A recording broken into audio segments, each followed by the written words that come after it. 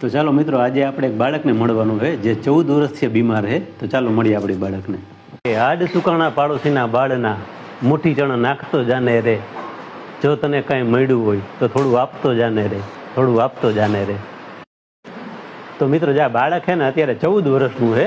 તો એને જે થેલેસેમિયા મેજર બીમારી છે ને એ બચપનથી જ છે. અને 14 વર્ષથી એના મમ્મી પપ્પા આની પાછળ એટલો મતલબ હેરાન થાય છે. અને હવે એ લોકો છે ને થાકી ગયા મિત્રો, અને એની પાસે પૈસા પણ નથી.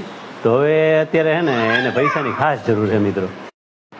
તો મિત્રો, જો આ બાળક રહ્યું ને એને બોન મેરો બદલાવાનો હોય મિત્રો. તો અને એની બીમારી છે ને થેલેસેમિયા મેજરની છે.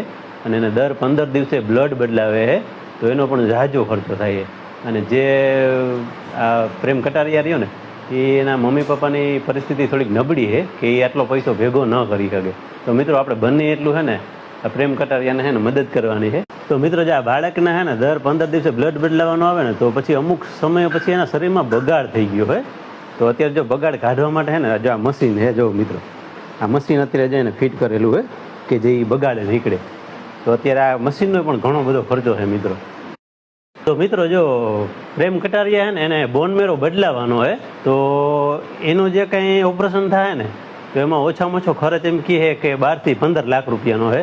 તો મિત્રો, આપણે બહુ સાધારણ વ્યક્તિ આ લોકો, તો એની પાસે 12 થી 15 લાખ રૂપિયા હોય નહીં જોકે.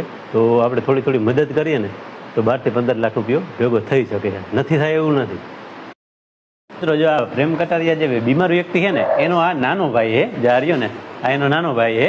હવે એનો બોન મેરો લઈ અને મોટા ભાઈને છે ને ચડાવવાનો મિત્રો. તો મિત્રો, જો આ પ્રેમ કટારિયાને તમે મદદ કરવા માટે ને ઉપર સ્કેનર આપેલું છે.